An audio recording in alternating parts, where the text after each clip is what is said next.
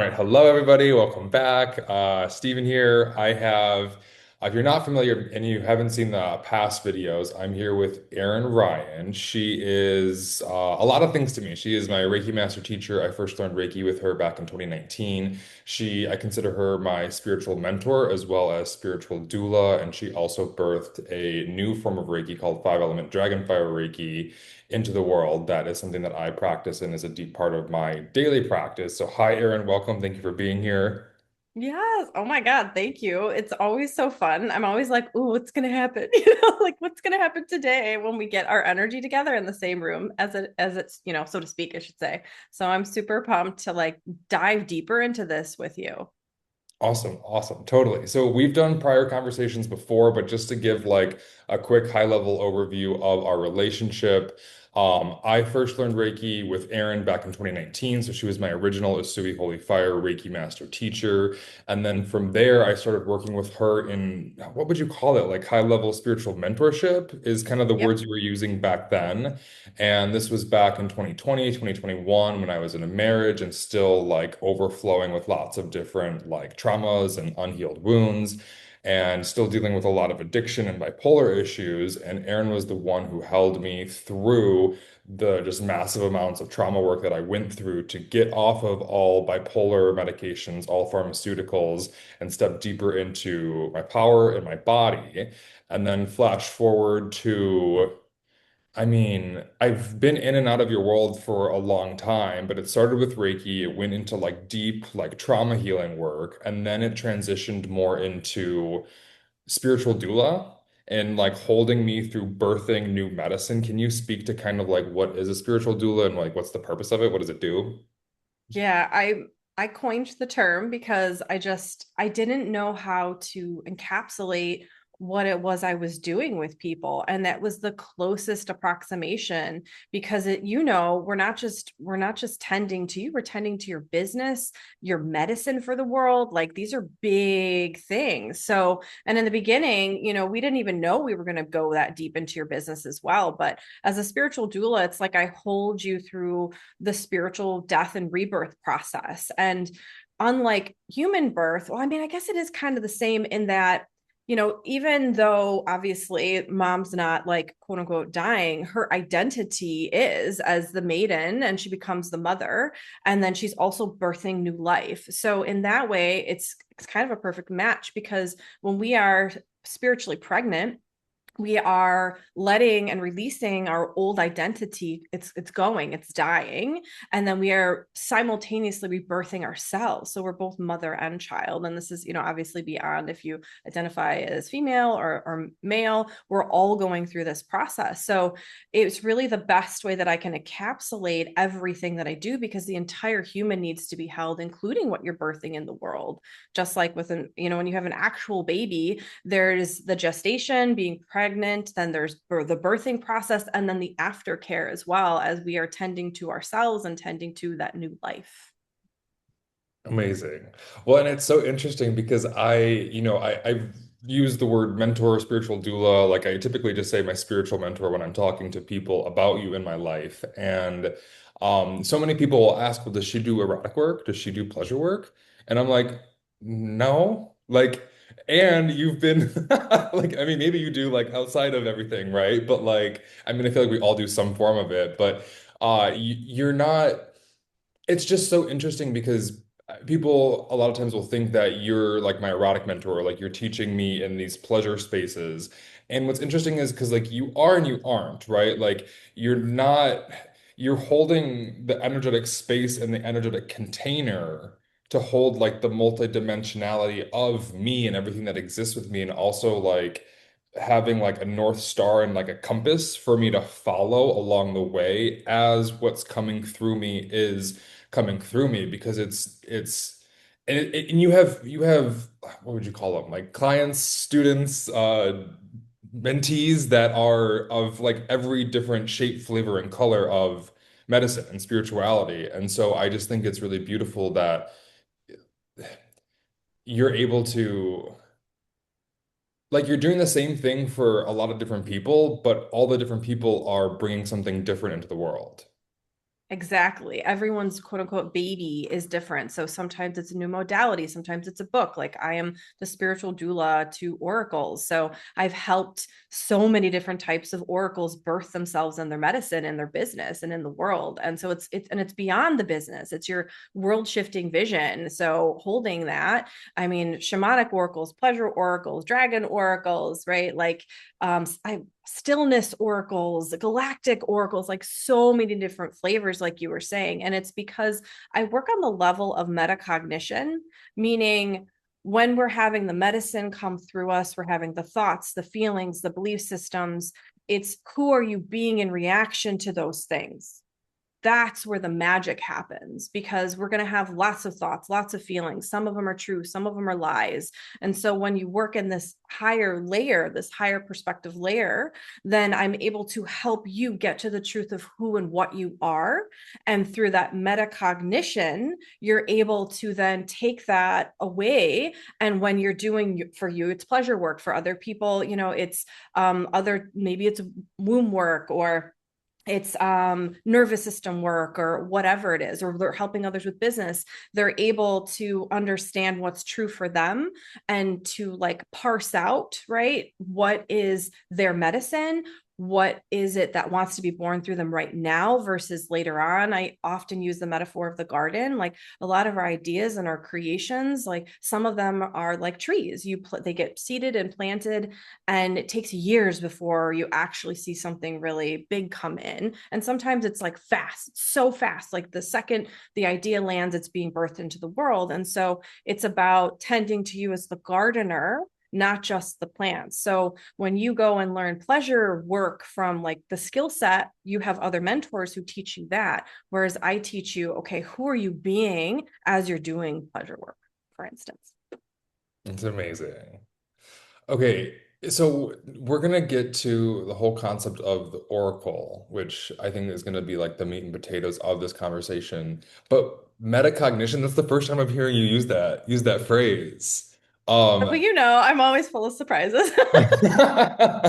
well, what's been so cool is like I mean, you continue to evolve down your path, right? Like you and your medicine continues to evolve, which is beautiful because it's like I always tell people I struck gold. I say it all the time, like I struck gold with finding you and being connected to you because like I've been spoiled. I feel like I've been spoiled, and I haven't had to like sort and sift through like some gunk in the spiritual community to like I just started with you, which is so I mean meant to be, right? It was just meant to be. But um I guess I want to break down this concept of like medicine, right? Like spiritual medicine. And for people that are maybe new to this world or just these terms that we're using are a little out there. Medicine. I guess let me put my words around it and then I would love for you to like share yours. But I believe that we all, and it might be a lot of the same, but I'd love to hear your wording around it as well. I believe that we all have unique spiritual codes and frequency and medicine to bring to the collective, right? I think I really like this term, like the leading edge of consciousness and like surfing and riding the leading edge of consciousness, because just like the universe, consciousness is expanding. Consciousness is continuing to expand. And with that comes new concepts, new frequencies, new ideas, new pathways of thought and embodiment of higher levels of frequency and consciousness. And I believe that we each have a unique role in supporting that. And that is the medicine that we bring to the world through ourselves. And I also want to get on the concept of our channels, but I'm at this point, so like the medicine is like the unique flavor of frequency that our vessel is supposed to bring through to ourselves and the collective to support that evolution of humanity.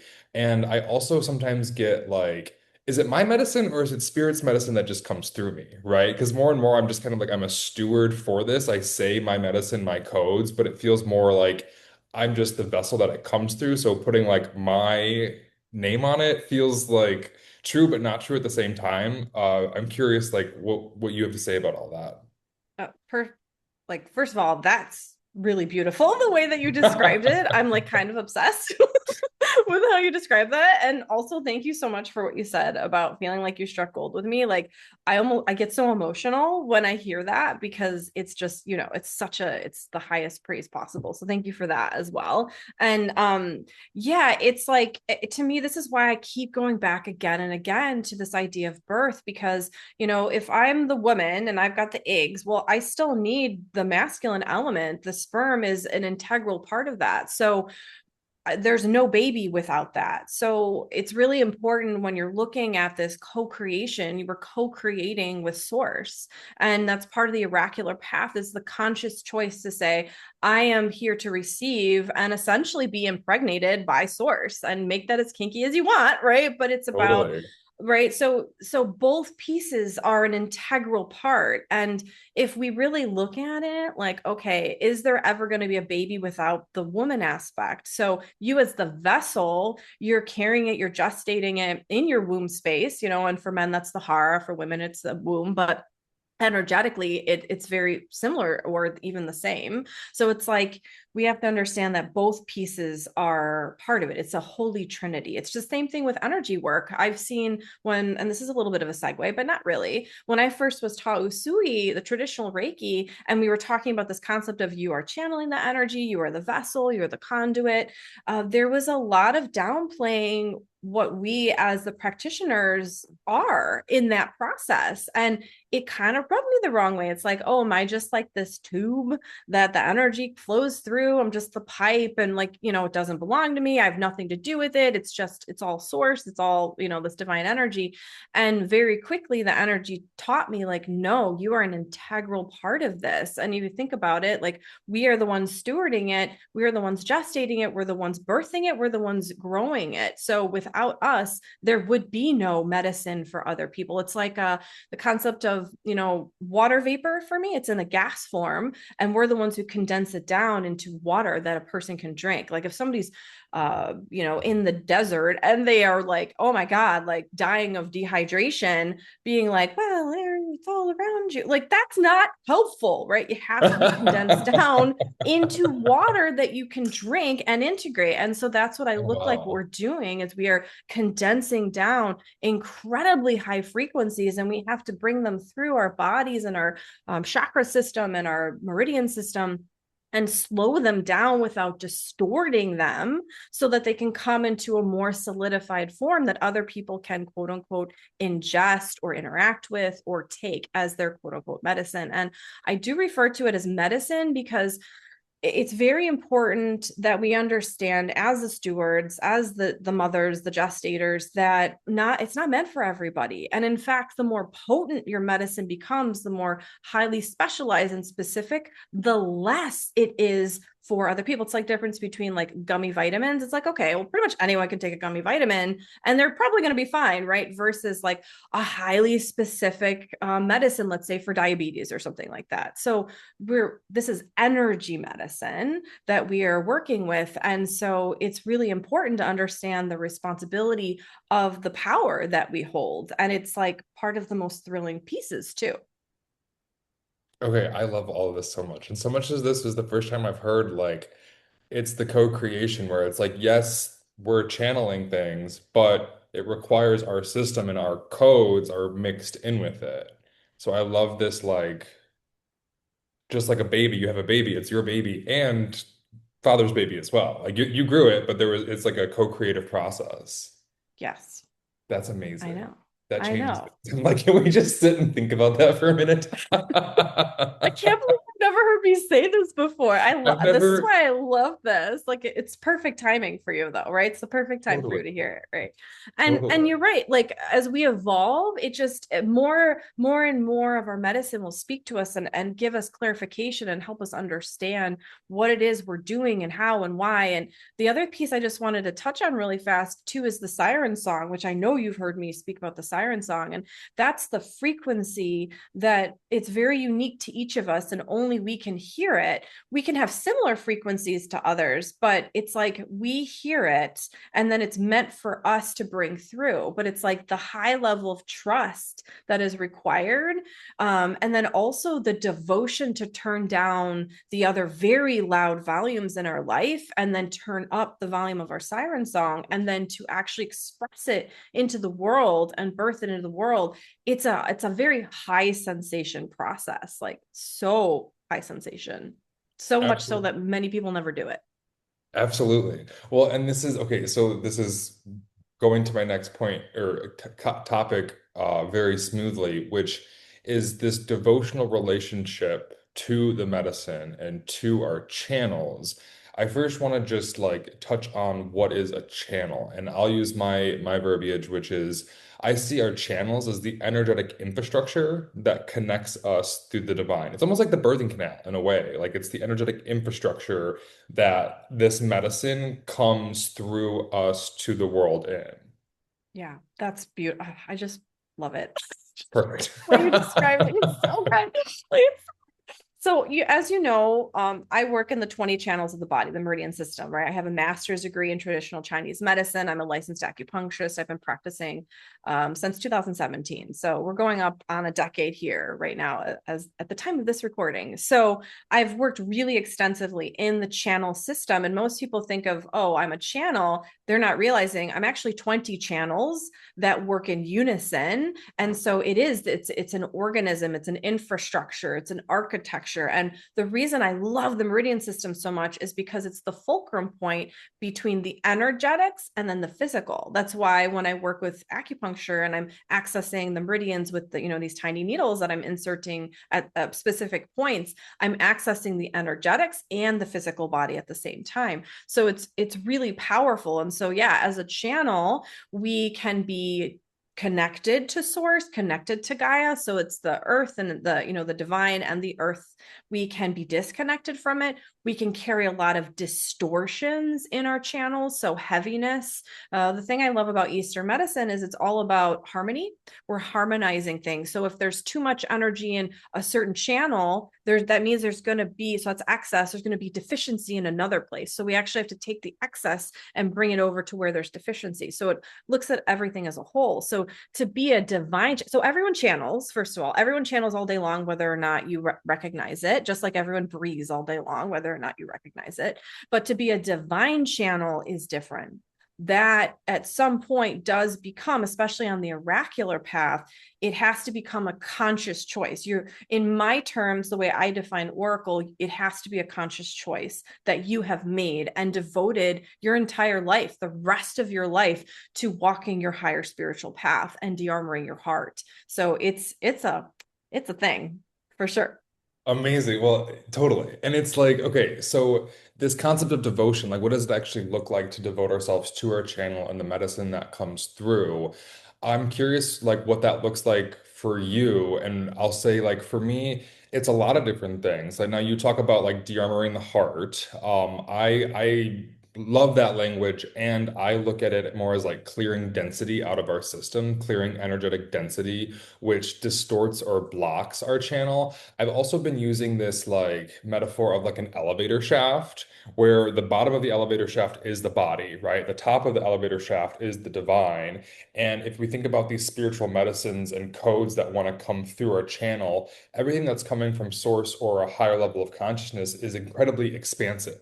Right? We live in these finite physical bodies, which are dense to a certain extent. And so to bring through more of what wants to come through our channel and to devote ourselves to this medicine is to devote ourselves to clearing out energetic density, i.e., like trauma and distortion from our bodies, so that, we're always going to have like a certain level of density because we have to have a body. But the more like toxins and energetic density we can clear out of our system, the more we open ourselves up to bring through more of those codes. So for me, that looks like constantly doing the trauma work, constantly clearing out any emotional density from my system, as well as constantly up leveling what I ingest, right? So no alcohol, no nicotine, moving more and more towards organic. I'm like vegetarian curious now, and like all of those things to like up level my system on top of having a devotional like connection to source and to the earth and to higher levels of consciousness to like reach the tree limbs up as well as anchor in deeper roots in the ground. What is it Yeah, like for you? that's beautiful. Yeah. So my devotional process and my the way that I approach things, it changes all of the time. You know, it can be more structured and disciplined, like kind of what you're talking about. Like maybe I am focusing more on my health and things like that. I try not to I try to look things from a space of neutrality because sometimes I know for me, it can really like my judgments and my conclusions can come in like, oh, I'm not supposed to eat that or I'm not supposed to do that. And like I get these rule systems set in place that become like very rigid. So alcohol is a perfect example. I don't drink very much alcohol, but if I'm called to drink it, I'm going to drink it. You know what I mean? Like there's this self-trust there, but at the same time, like I literally don't want to. And that's what happens too over time when you are so devotional. You just start to know what's good for you and you start to crave things that are good for you. And this is on all levels, not just nutritionally. And also, right, like it's sort of the things that are quote unquote bad for you are deflected more. And that's like a massive generalization, of course. But for me, I'm so devotional because I'm like obsessed. I'm obsessed with what I'm here to do and my mission and my message, and I'm obsessed with my clients and like how I just love it. I love the act of helping people. I love the act of talking about it. I love the act of doing it. Like I'm just in love with these aspects. And the thing is, when you are channeling, this is really important. And I know you know this, but other people probably don't. When you are channeling what's meant for you into the world, it feels like bliss in the body. Just the act of bringing this energy through and speaking and giving it a voice and form. And that is a form of creation. It's just speaking, especially for oracles. It is blissful. Like when I walk away, like right now, I'm channeling, I feel it in my body. I feel bliss in my body. And I don't have anything artificial to give me that feeling. It is simply because I'm here with you. My channel's open. The codes are coming through, the energy's coming through, and I can give it voice and form, that creation. So the devotion is because we're just so connected to ourselves, to our medicine, beyond judgment. And that's that sort of borderline obsession, right? So what are you obsessed with in the world that really gets you going? Because when you create a business out of that, like it actually becomes very sustainable because you're spending so much of your time on that topic anyway, because you just love it. It lights you up and it lights the world up too. Amazing. I like what you're saying about not having like rigid rules because I think that's something that I can still like fall into with having some like wrongness around like if I have these rules and then I break them, like oh fuck, I'm like messing up to some extent. So I really like that perspective. And so I want to get to the uh concept of the oracle in just a second. But when it comes to channeling, like there's all different forms of channeling, right? Like you're channeling when you're speaking. I can feel sometimes when I'm channeling and I find myself like looking away and just like bringing things through. But channeling can also look like many, many different ways where I see people who like like full body and trance channel higher levels of consciousness where like Laura Coleman, our good friend, channels Archangel Michael and just speaks, lets another consciousness speak through her. I recognize channeling in session with clients. Would you say it's like effortless in a way where like your body is still doing work, but like I know that when clients are like the highest match for what is coming through me, it is such an effortless process where I'm not even thinking, I just do. And it's like I could go and I could go and I can go and I can go because it's almost like something is working through me and it's just happening versus me having to think, okay, where am I going to go next? What am I going to touch or do next? It just unfolds.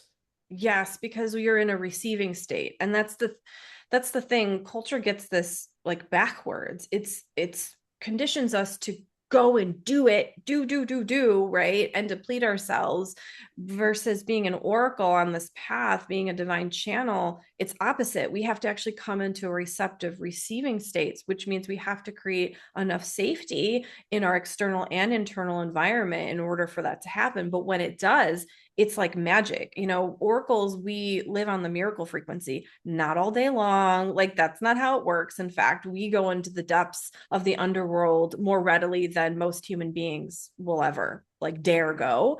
So it's not that it, but it's like spontaneous birth, right? It's spontaneous conception, spontaneous birth, and it just sort of happens. And I do look at like chemistry. When you have two inert chemicals that are put in together, nothing happens. When you put two that are reactive, it just happens, right? And that's how I see it with us and our clients, us and our business structure, our model, our offerings, like our medicine. Even if somebody's not in business per se, like it's however you are bringing that through into the world and creating. And we're creatrixes, we're muses, we inspire ourselves, we inspire each other. It's really powerful. And it's exactly what you said. We just know, we're embodied, we're guided, we're clear, because we're not just up in the head trying to figure it out. One of my favorite factoids is the body can process 1 trillion bits of information per second. The conscious mind can only process 10 bits of information per second. And when I learned that, I was like, oh my God, no wonder we keep going back to the body, back to the body, back to the body. But it's not going to always be this like super heady conscious process. In fact, it's opposite, because we are inhabiting all of us in those times. And so we don't need to slow it down so much with thought. Amazing. Amazing. That's okay. So let's move to this concept of the oracle. And there's so many things that I want to talk about here.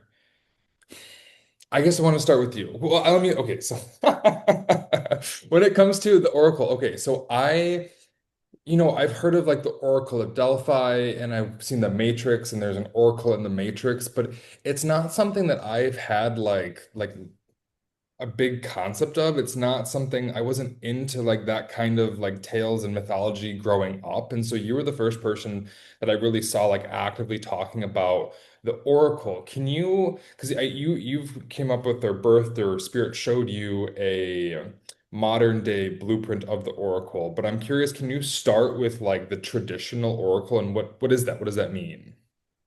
So the one that we think of mostly is the Oracle of Delphi, right? And so that was considered like the center of the world, and people came from all over the world to speak with the Oracle, and it was very accepted in society back then. And they were revered, they were honored, and they would give advice on all manner of things, whether it was what to do with your kingdom, your what to do in your personal life. Like, they were there and were taken care of. Like, they had a temple, that's what they did. They got to be what I call in their zone of genius all day long.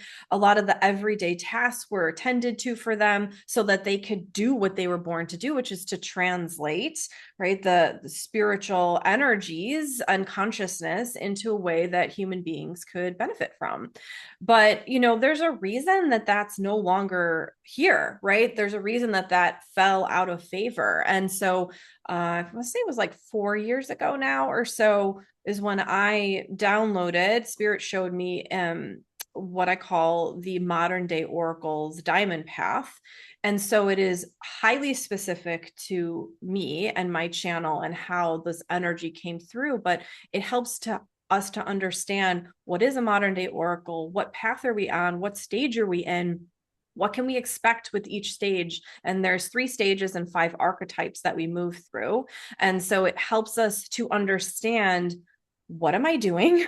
Where am I going? Like, why is this happening to me? Because a lot of us can have spontaneous awakenings, and we can go through, the dark night of the soul and all sorts of things in between. And we just don't understand, like, why is it so hard? Why is it that this person over here seems to understand and get it, but here I am over here and I'm getting all this information that other people would look at me and think I'm totally crazy about, like I'm crazy for thinking. And yet, right, you give a little bit of time, that stuff comes to pass, whether it's you can tell what a culture is headed for, or you can actually tell very specific things that happen in either a person's life or, you know, collectively. And so the modern day oracle's path, as I have been shown it, it just helps us make sense of all of it. And it's been really important for me because it's very easy to feel insane, like feel like you're going cuckoo crazy when you don't have an understanding of what you are and who you are and where you're going. So the Oracle then is a role. It's a role and an archetype as a healer. So oracles are divine channels, specifically the way that I define them, and everyone can define this differently. And I want to say too, before I move deeper into this, it's less about the words we use, although there is an energetic reason. Like my guides are like, no, it's oracle. Use that word like ad nauseum, but it's actually ultimately not about the word. It's about the relationship between the archetypes and the relationship between the stages that we move through. So I just want to put that out there. Like we could swap different things and you'll hear other people maybe talk about something similar. They just have a different word for it. But it really is about so sorry, let me backtrack. The oracle is the divine channel, who I define as divine channel who is richly resourced on all levels. Okay, so that's financially, that's physically, that's mentally, emotionally, socially. All of these things are getting tended to, and they are here to steward, to bring through world shifting medicine. Like I'm talking, have a global impact, not even just international, because I've been international for a while, like in terms of like people all over the world find me and I work with them. Having a global impact, like this is big stuff, like huge. And what often happens is we get stuck in one of the stages, which I call the priest or the priestess, because that vision is so terrifying that wants to move through us that we hide. We stay hiding. We go, just kidding. I don't actually want it. Like, this is too big, too terrifying. And then we bump into the witch moon and all sorts of stuff. But I know I'm kind of getting ahead of myself a little bit. So I'll give a little pause. No, okay, so amazing, so amazing. So there's different stages. What are the stages along the way? The first stage is called the healer. The second stage is called the priestess or priest. And the third is called the oracle. So we are all predominantly, like if you zoom out on your life, you're going to be in one of those three stages. Then within the three stages are five archetypes or thresholds. You can look at them like, okay, I'm crossing over from one to the other. And so where people begin, like truly step onto what I call the diamond path, is at emerging healer. I call it the emerging healer. And usually it's where we are so wounded and we're so sort of fucked up by what's been happening in our life that we go, enough. I'm done with these patterns. I'm done with people pleasing, right? I'm done with overgiving. I'm done with self sacrificing. I'm done trying to quote unquote heal everyone else. And now I need to like figure out how to be me, how to use my gifts, especially spiritual gifts, in a way that works for me instead of feels like a curse. And so that's oftentimes there's a dark night of the soul happening, right? Where it's just like everything we were doing before just it doesn't work anymore and we're done. And so we're sort of forced into becoming that emerging healer. Now, once we are on that path for a little while, and we're tending to these patterns, we're really looking at our spiritual gifts, we become the next threshold, which is the conscious healer. So we're still in the healer stage.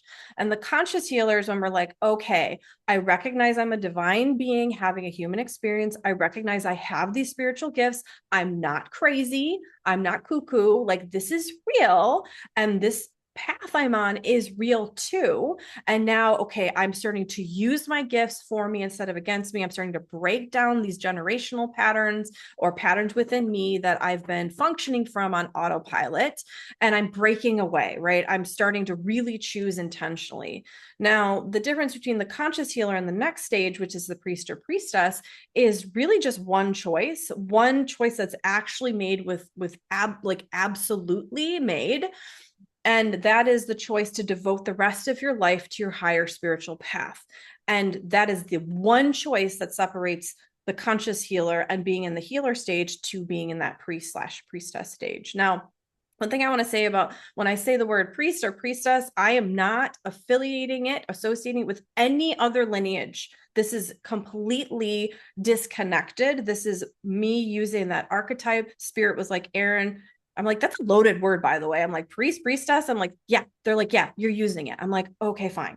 So I'm using it, even though it's loaded because reasons, right? Yeah. So once we're in the priestess stage, and I'm just going to say priestess because it's just easier for me. So once we're in priestess stage, then we have made the choice. I'm in devotion to my higher spiritual path, and this is who I am now, right? For the rest of my life, there's no going back, nor would you want to.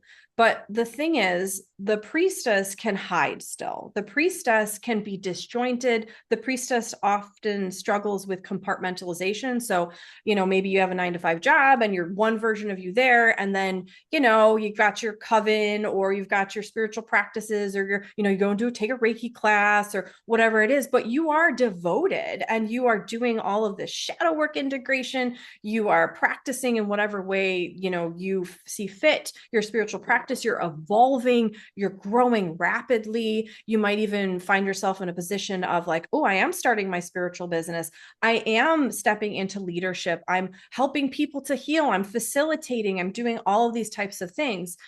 But you have not yet fully outed yourself. You have not yet, in a public way, which is the difference between priestess and an oracle.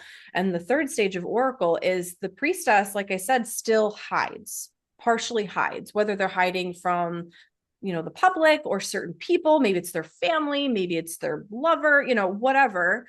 Then when they choose, like, okay, no, I am going to tear down all these walls. I am going to be who I am no matter what, no matter who's in the room. I'm going to know who I am and I'm going to stop hiding. And they choose to publicly, and this is part of it, publicly, fully and completely out themselves as a divine channel. And they might use the word oracle. They might say they're a channel. They might, say priestess, high priestess. Like there's so many different ways you can say it. It's not about the word. It's about, this is who I am, right? And I'm the no matter what version of myself. No matter what, I am devoted to this. And most never make it to oracle because they are too afraid. Quite honestly, they're too scared. I know when I was transitioning from priestess to oracle, it was terrifying. Like I ended up writing the foreword on a book called The Diamond Light Oracle by Beck Mylonis. Highly recommend it, guys. But when she asked, I was her book doula, and when I was working with her, she's like, "Hey, will you do the foreword?" Because I was talking to her, teaching her about the oracle's path as she was moving through it in her own way and writing the book. And when I wrote that foreword, I didn't understand that was actually me becoming the full oracle, because once she released it, I don't even think I've told her this, but I had like this horrible, like I got so triggered. I was convinced my husband was gonna find the book, read the book, and then take my children away from me. I like know that this was like, oh my God, this must be a past thing, a past life thing. It doesn't even make any sense. I was so scared and it was driving me nuts. He's like, what's going on with you? He's like, you're really weird. And I was like, okay, I'm afraid you're gonna think I'm crazy. And by the way, my husband's been with me. So this was since 2000. I mean, we've been together almost 15 years, right? He was with me when I started my business, and I'm talking about dragons, and I'm creating Reiki, and I'm with Reiki, dragons, Reiki, and all this stuff. And he's been with me the whole time. And yet, there was something about that publicly putting it in print, it being in a book, talking about like the highest form of my medicine and my thought leadership in the hands of somebody, like I don't have control over her book, right? It's completely out. And so I ended up telling him, and I had him read the foreword, and he was like, "Oh yeah, that's cool." He's like, he had a couple opinions, but he was totally, he's like, "It's fine."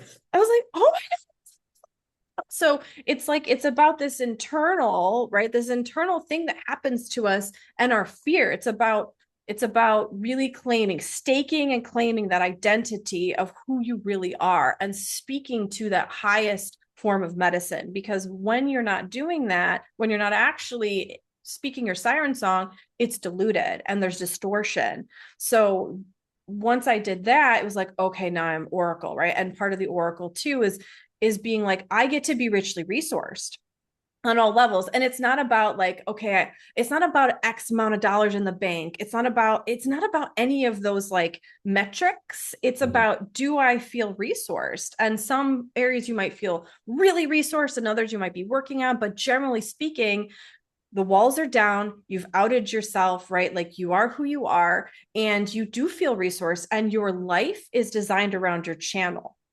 right? And that's very, very rare. Most people, they themselves as a channel, what they're channeling, it's put off onto the side, right? It's a distraction, and it's a thing, it's a hobby, it's a thing they do every once in a while because it feels good and they like it. When you're Oracle, it's like, no, this is why I'm spending the majority of my day, even if I have a family and I have 3 children, I have a husband, right? Like I have a lot of stuff that I'm doing, but I'm in such a high level of devotion to what I'm doing that I'm directly working in that energy most of the time. Then once you become Oracle, I know it's not even done. Once you become Oracle, like, the 1% of us who make it to Oracle, like true Oracle, and people will call themselves Oracles, and like I'm just, they're not according to my framework and not according to what spirit has shown me. They are playing Oracle because it feels good, they like the name, like, but they're not actually living from their channel's not prioritized over everything else, right? They're not the no matter what version of themselves. They haven't pulled down the compartments, they haven't fully outed themselves, right? They're playing. And I think that's one of the reasons spirit showed me, like, you need to be really fucking fierce about this and not people pleasy and not like, oh, I'm going to make sure everyone's feelings are, not hurt. It's like, no, you have to reflect back to them, because when we can't see these things, this is all channeled, like, so got some fierce dragon energy coming in, but it's like, when we're not willing to be honest with ourselves about where we're at, we can't get to the other side. We can't actually experience what it's like to live in this way. And it's all about, bringing heaven on earth in your body, and it's all about no longer sacrificing ourselves. It's a huge part of this oracular diamond path, is we go through and we become the diamond, right? We go through all these trials and tribulations, but they forge us into something that is so indestructible, as much as we're deeply vulnerable and deeply human, that like we can hold a vast amount of divine truth and light. So once you're Oracle, then you're birthing, right? You're spiritually pregnant, and that's one of the ways I can tell somebody is a match for, say, Dragon Oracle. My year-long mystery school mastermind is, do you feel spiritually pregnant? And that's something you were talking about in the beginning.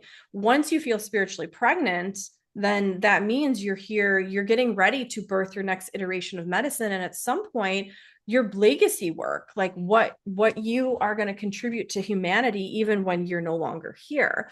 And then so when we're Oracle and then we give birth, finally, we might have many babies, but we give birth to our actual legacy work, which is what we're going to devote the rest of our life to perfecting and then spreading, right? And helping other people understand. Then you step into legacy Oracle. And at that point, that's when a lot of systems and structures happen. The Oracle has to refine their medicine. They have to get rid of, like, if you're in business, you have to release probably most of the work you've had, right? You have to really laser focus in on what is your legacy work and let everything else go. And oh my gosh, can I tell you, it's like horrifying. It's one thing to be building and birthing, but once you're like, oh, I'm no longer birthing, I just have to kind of like pick. I have to pick and like do that thing and let everything else go. Like let clients go, let programs go, let money go, let people go. Like it's very high sensation. And then once you step into legacy, you have to codify your legacy work. And then it's about scaling. It's about amplifying your impact, your income, and making your medicine not just international or local if you're more in person, but global. And so you're shaping culture. You are in thought leadership, and that's Oracle, the third stage. And it's like, it's incredible what can happen when you allow yourself to go there. But what you've got to do, that's why another reason it's called the diamond path. It's just like, I mean, it's not for the faint of heart. Like you really have to be very deeply turned on by divine truth, by challenging yourself, by moving through like just a ridiculous amount of shadow work. Crazy and amazing. Oh, okay. Do So you there's want like me to talk several. about the diamond piece too? Like with Yes, the, yes, okay, the so that diamond was piece. there's such a lot of words that I just Thank said, you. right? So I'm a huge fan of metaphor. And Mhm. so the diamond piece, maybe this will help bring it all together. The first stage, right, healer stage, is the formation of the diamond. Okay. And so if we look at diamonds, it's like, okay, how are they formed? They're formed in the mantle of the earth, the womb of the earth, under intense heat and pressure for a very, very, very, very, very, very long time. And so that's the part of us that goes, why is everything so fucking hard? Why is all this crazy stuff happening to me? Why was I born into this family? Why did this thing happen? Why did that thing happen? Why did, like, just the crazy things that the spiritual community at large will want to victim shame you for, which like, and bypass you for, and say like you know, quote unquote, you magnetized or you created it. Like, ugh. No, that's your initiation. That intense heat, that intense pressure over that extended period of time, right? It forged you into the diamond. So what happens in the mantle of the earth is the heat and the pressure, it actually collapses usually it's three carbon atoms and the hunk of coal, right? Carbon, which is what diamonds are made of, is carbon. Instead, it squeezes those carbon atoms together so tightly, it changes the atomic structure. And so now it's four carbon atoms instead of three. And so it goes into a tetrahedral shape, which is like, and this is where I just geek out. So, you know, sorry, not sorry. And think of like a pyramid, but with a triangle at the bottom. And so here we even down to like the structure, the molecular structure is the diamond, right? You've got the 3 points. And so once you're forged into the diamond, that is happens during the priestess stage, right? You've fully formed, then you have to be excavated. And that happens during the priestess stage, is the excavation process. And by the time that diamond is pulled out of the mantle of the earth, because there's nothing more frustrating than being a diamond, a fully formed diamond, and knowing you're meant for more, knowing you're meant to have this incredible impact in the world and be a light source and all these things. And like nobody can find you, nobody can say yes to you, or very little. So then the excavation process, by the time you excavate and you're fully pulled out of the mantle of the earth, and you're just like this hunk, this raw hunk of diamond, and you've got dirt on you, then you've become the oracle, but you're out, right? Like you have come out of the birthing portal. In this case, it's Mama Gaia's womb. Then once you're fully outed, that's when you go from oracle to legacy oracle, which is we clean you off. You're still a rough hunk of diamond, and then you're faceted. That's the refinement process. We cut your own unique shape out of the diamond. And if anybody, you know, go Google it, like what does raw diamond look like versus a faceted diamond that's cleaned up and cut. And then what happens is then you sparkle, you literally you radiate your divine truth. And then that's the amplification, is bringing more light through. And what my guide showed me is like the diamond actually gets bigger at that point. Like it actually will grow and grow and grow. So not only are you expanding, you're holding more light simultaneously. And so that's the legacy oracle. And so it kind of helps you understand why is all this stuff happen to me? Well, you're breaking generational curses. We are transforming it, and somebody's got to get in there and do it. Certainly not going to be people who are just in la la land avoiding it all day long. Like we are forced to. We choose bloodlines and bodies where we have to break the generational curses. But then we're not here just to suffer. Then once we become the diamond, but then we have to excavate, and then we have to facet. So it's like, woo, it's like a whole thing. And you can imagine me like downloading this in little bits and pieces, going like, what is that? Am I losing my mind? It's like, oh no, no, no, no, no, I see, I see. It's so good. I'm just like mic drop. Oh, I really am at a loss for words. I mean, it's so like it's like where would I be if I didn't have this compass? You know what I'm saying? Because it would be so like without a roadmap here, how the hell would I be navigating all of this? Because like I said at the beginning, it's just been like a compass and a North Star to follow this whole time and to like put not like kind of like philosophy, but put meaning behind it to keep myself going forward instead of just getting lost in the mess of it. Exactly. And that's how it's been for me too. And my other clients is it's funny you call it the North Star because that's what I named one of my websites a long time ago. It's North Star courses because when we're in the dark here, we're in the dark because this isn't accepted in society. It's not like when we had the Oracle of Delphi, like those priestesses, they were accepted, they were honored, they were revered. We don't live in that society right now. And I do feel like it is coming, and that's why Oracle was a very specific thing. It's like this is coming. I predict 2-3 years down the road, like it's really going to become more and more of a thing. But it's like we get lost, and it's very difficult to walk this path too, because on the one hand, we're so aware of things and we're picking up on information that a neurotypical or like a normal human isn't. But at the same time, like they don't recognize and understand that that's what we're doing. So when we bring truth through, we are treated like we are cuckoo crazy. So we don't even get that validation. I mean, it's so hard to not feel totally insane at some point, or be afraid that even if you don't think you're insane, go, oh my God, other people are going to think I'm totally crazy. They're going to put me in a loony bin, right?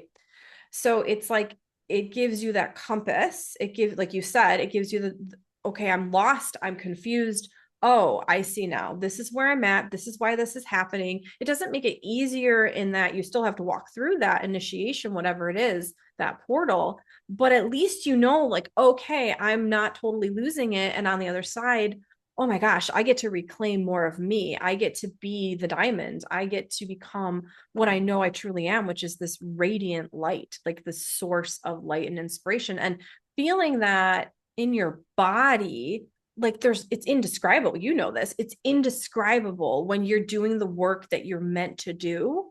Like there's nothing like it. Nothing compares. Absolutely.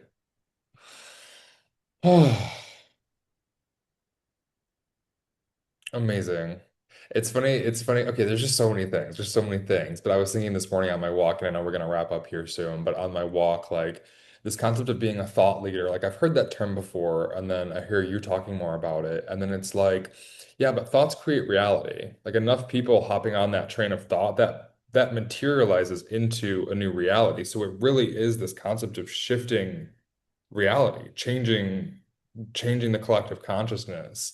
And it's just like up to us to do it. You know what I'm saying? Like nobody else is doing it. So it's Yep. like it Yep. requires us to really out ourselves and put ourselves and be like, no, this is actually what's happening.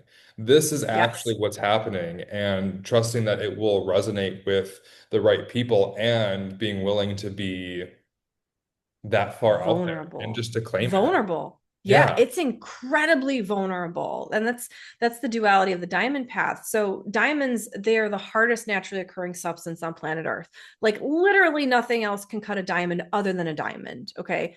But they're also incredibly brittle. If you take a hammer, you can smash a diamond into a million pieces. Like so we walk this enigma, it's a very dual, confusing path, because on the one hand, the more we feel indestructible, the more vulnerable we are too. And when you smash a diamond with a hammer or something, it cracks along those lines, right, where the carbon atoms are connecting. So it's like the very thing that gives us so much strength is also our weakness. And so if you understand that, your sensitivity is going to increase, not decrease. I thought that when I got onto this path, I'm like, oh, I'll become less sensitive. Like, yeah, no, no, opposite.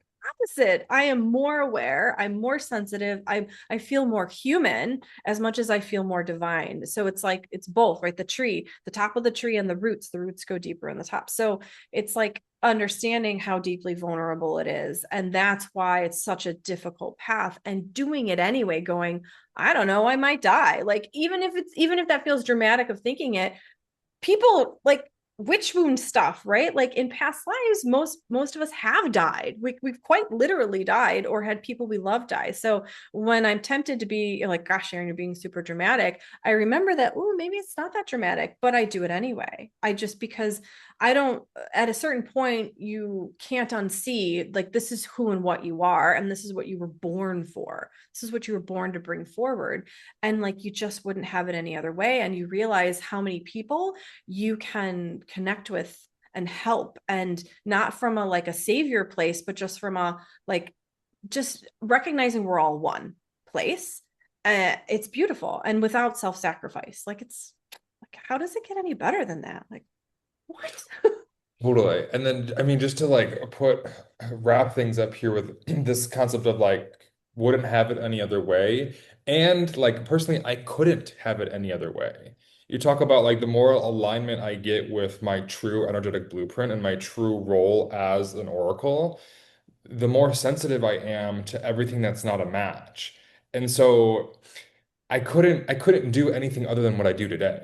I couldn't get a 9 to 5. I couldn't go work at Aldi. I couldn't go do anything else because it's just such a the volume on the friction and the energetic dissonance between all of that and what's required of me just gets louder and louder. So it's kind of like you said, like there's no going back. There's literally no going back. Like, once that, like, that's it, buddy. Yeah, exactly. Like, I'm, as a business owner, like, I'm ruined forever, to where I love working with people, but I can never work under somebody ever again. Like, it's not going to happen, and nor does it need to happen, right? So yeah, it's, but recognizing like that's the path that we're on. It's not for the faint of heart, and it's, many people will never, quite honestly, achieve it, and not because they're lacking, but because it's that grit, that like, no matter what, like, I want it and I get to have it and I choose it. It's that leadership piece that people are missing, because,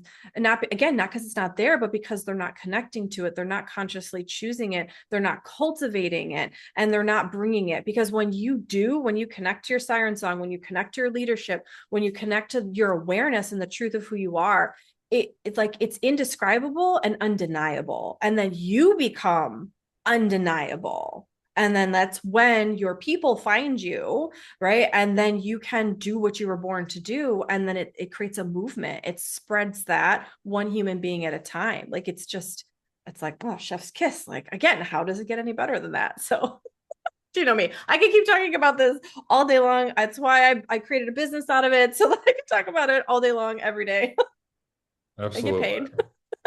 Absolutely. So let's wrap up, but I'm gonna put this on my YouTube channel. I'll put your links in the bottom, but is there anything you want to say in terms of like reaching out to you, getting in touch with you, working with you? Yeah, absolutely. So I have this fun quiz. It's a free quiz. It's called, basically, where are you at on the Oracle's Diamond Path? So if anybody's interested in taking that to figure out, like, oh my gosh, where am I on this path? Like, am I on this path?